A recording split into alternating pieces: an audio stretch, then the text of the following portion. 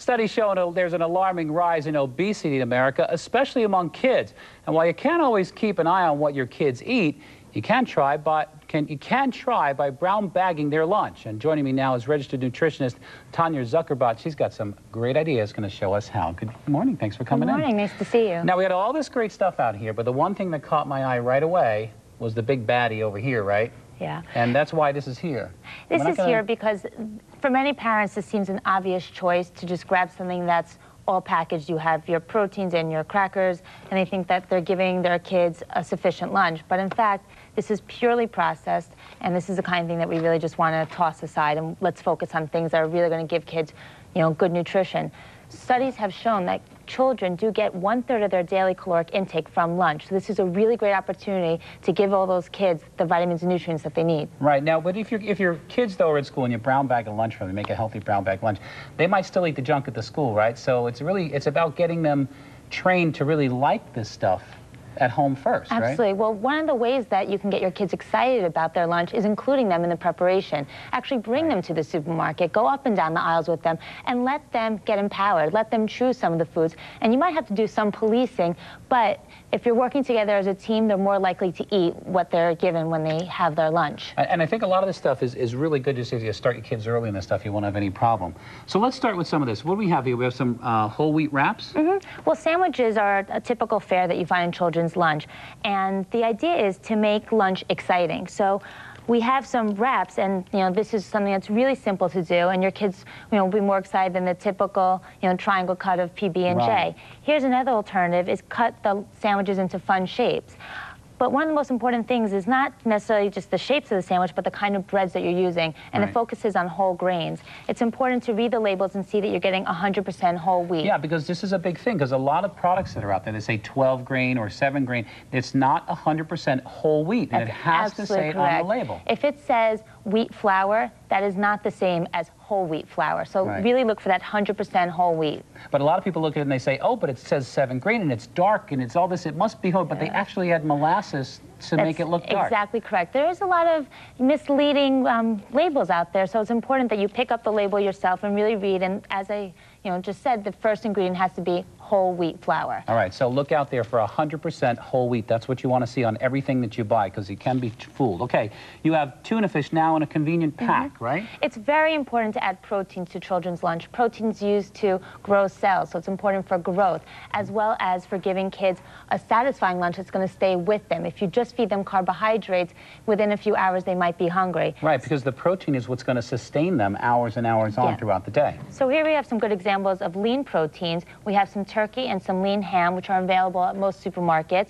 And now they make tuna fish that's packed in individual packages, which is great because there's nothing worse than a soggy tuna fish sandwich. Right. But also this is tuna in water, right? You want to stay away from some of the oily stuff because it's extra calories that you don't need. Absolutely, which kids don't need. Right, so it's unnecessary. And a lot of people are down on ham, but if it's lean ham, it could be okay. Absolutely. Lean ham is just as lean as turkey. Right, so it's a big misconception. Okay, cheese over here. A lot of people might say, no, cheese not good. I don't want to give my kid cheese. Well, cheese, whole cheese, is actually the one of the ways that kids get a lot of saturated fat into their diet, which is a shame because cheese is such a great way for children to get calcium. So parents should put their efforts into finding low-fat cheeses, such as this one. And string cheeses are portable. They can stick it in their knapsack, and they're going to get calcium and protein. All right, well, my one daughter's a lunatic for string cheese. It's a very popular snack for her. She's always looking for one of those. It's great. Peanut butter, of course, a big favorite, but some schools don't allow peanut butter. Right, well, there are a lot of allergies to peanuts. But if you know that your child has been tested and is not allergic to peanuts, then this is something great to throw into their bag. It's portable and it's protein, and because they're individually wrapped, you know that they're getting a limited amount of calories in a portion. Because while the peanuts now gain a lot of popularity, it's the good fat and all, and they're loaded with protein, but still it's calories in versus calories burned, so it's still, you're getting calories. That's why these individual portions are terrific, because they're not sitting with a jar and a spoon. Okay, we got 2 minutes, so we're going to kind of go a little bit faster. We got healthy, like applesauce and stuff like that. Applesauce and fresh foods. Always try to put at least 1 serving of fresh fruit into your children's lunch, whether it's apples or oranges or even something like an unsweetened applesauce. Fruit is a great way to get antioxidants, help prevent cancer later on in life. Okay, and box of cereals?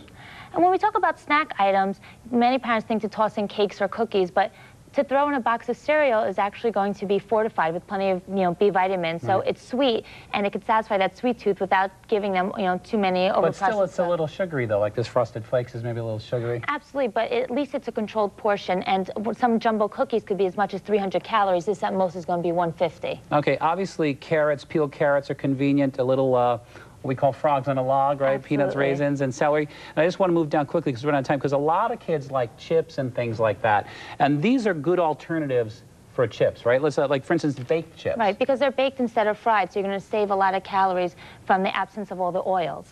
And what about rice cakes? So these are nacho cheese rice cakes, so Which they is probably great because taste good. kids, they have those, those likings for savory foods such as Doritos and Cheetos. So here you're going to get the cheese flavor, but without the extra fat and calories. Right, and over here, apple cinnamon soy crisps, low fat. Kids like these too. They love them. They love them. It's another sweet alternative, and it's something crunchy, like a chip. And we got juices over here, milk, and finally, a lot of kids don't want milk, but sometimes if you give them chocolate milk, they might go for it. And now they have other flavors such as banana milk and strawberry milk. Milk should be your first choice as a beverage for your children, and juice being second. And if it is juice, make sure it's 100% juice, not one of these 10% juices. All right, thanks, Tanya Zuckerbrot, for coming in this morning. That's all we got to go. That's all the time we have today. I'd like to thank all my guests for coming in, and thank you for sharing your morning with us. I'm Steve Salvatore. Enjoy the rest of your weekend. Bye-bye.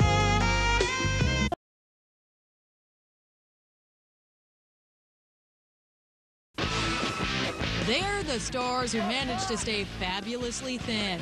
And they've got the diet secrets you need to know. It's the truth. It's the truth inside of you. Here's the skinny on all the hottest celebrity diets and who's on them. Very exciting. From the stars who swear by mini meals. You've got Lucy Liu, Angelina Jolie, all the hottest stars eating in small doses every 3 hours. My booty's gonna be singing! To the big names who drop major pounds with a detox. I don't think there's a better example of anyone getting back into shape in so short a period of time. Get schooled on the curious ways celebs fight cravings. Victoria Beckham curbs her hunger by eating dried prawns. Plus, see who's on the diet yo-yo. Janet Jackson has got to be the poster child for yo-yo dieting. Think you know everything about celeb diets? Think again. It is the biggest secret in the entire history of food. Find out what it is. And check out Hollywood's most dramatic tales of weight loss. Star Jones lost 150 pounds. What are you doing to get ready for beach season? If they can do it, so can you. Find out how. Next on VH1 All Access, Celeb Diet Secrets Revealed.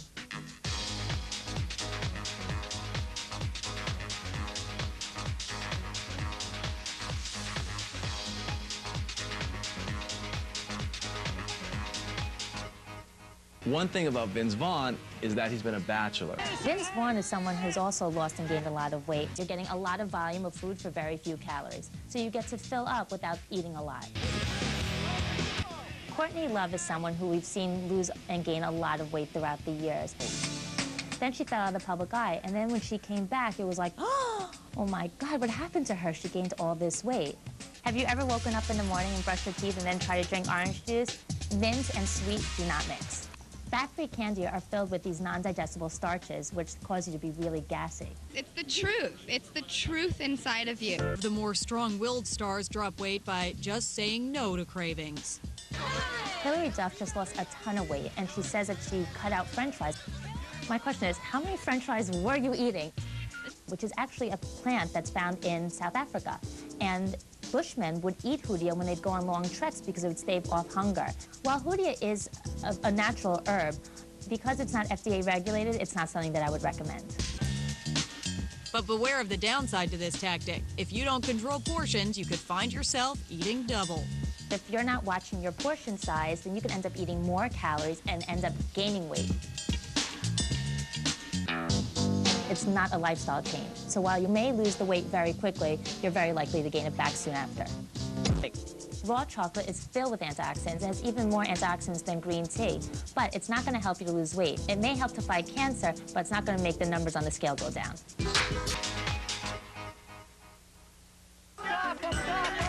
Certain body-conscious stars stay thin by eating anything they darn well please. Their secret? They just do it in moderation. Two stars who really do it right are Angelina Jolie and Jennifer Lopez. And J-Lo says the same thing. She doesn't ban anything, whether it's dairy products or high-fat products. It's not just the ladies who are turbo dieting. A lot of guys are now jumping on the get too thin bandwagon. Carson Daly, for example, has lost a ton of weight. He says that he just quit smoking and started exercising, but he must be exercising a lot.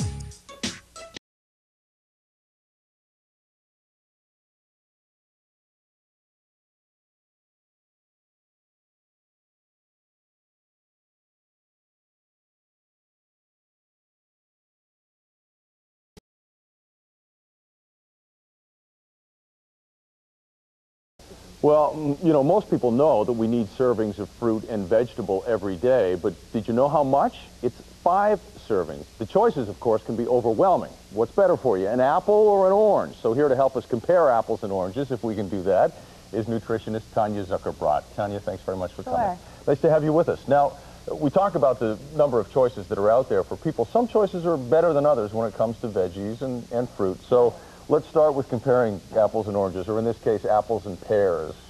What do you do? Okay, well, I think it's important to begin to state that there are really no bad choices when it comes to fruits and vegetables. As long as you're eating them, that's a good thing. Especially compared to all the other kinds of foods you could be snacking on. So as a dietitian, I'm always pleased that anyone would eat any of these foods. But today, to make it a little more simple for the viewers, I brought 5 of the top best fruits and 5 of the top best vegetables, you know, if you're going to start incorporating them into your diet. Okay, and we'll start with fruit right now. You've got a pear and a nice red apple.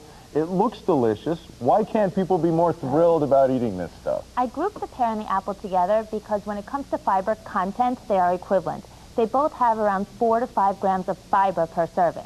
Now, fiber is important because it helps to lower cholesterol, may reduce the risk factors for colon cancer, and it helps with weight loss. Is that the main benefit that we get from fruit, or just this fruit specifically? Well, this fruit specifically because of its high fiber content. Out of all the fruits, apples and pears are known to have the most fiber. Okay, do you have to be worried about calorie intake when you're talking about... Well, that's the great thing about fruit, is the packaging. It's 1 serving. So if you grab an apple, you're guaranteed to get no more than 60 to 80 calories. Okay. Versus a bag of chips, it might contain 8 servings, and if you eat the whole bag, now you're in big trouble. Now you're in trouble. Okay, I notice you've got this fruit cocktail. Now, I've eaten this, and I know a lot of people have, stick it in the lunch, but it's very syrupy and very sugary. What's the benefit here? Right. There is no benefit, and that's why it's here as a comparison. It's not that this is a bad choice. I'm here to illustrate that there are better choices. And why are these choices better than this fruit cocktail? Well, number one, all the fruits that are in here have been peeled. And it's the peel that contains all the fiber. And it's the fiber that we're looking for people to get because of all the benefits, which I mentioned earlier, that come with high fiber diets. But when it comes to weight loss, fiber plays a really important role because fiber helps to keep you feeling full for a longer period of time. So if you eat foods with fiber throughout the day, you're less likely to overeat or to overeat at the next meal. So something like this, while it may fill you momentarily, you're going to feel hungry soon after. Versus if you have a piece of whole fruit that's going to have the skin on it, then you're going to feel fuller for a longer period of time. Excellent, excellent. And fiber is nature's little broom. There you go. Very true. All right, strawberries have lots of fiber as well, too, but a lot of people look at these as a real treat, but they can become you can eat them daily? Strawberries are actually filled with antioxidants, which studies have shown help to fight cancer. So strawberries have a bite right now. are a great fruit to include. And 8 strawberries actually has the same amount of vitamin C as an orange. So you know how oranges always get the tag that, you know, if you're looking to increase your vitamin C, eat an orange. Right. Actually, 8 strawberries has just as much, if not even more, vitamin C than an orange. So you're going to get vitamin C. And you're also going to get folate. And folate is important for pregnant women to help fight birth defects.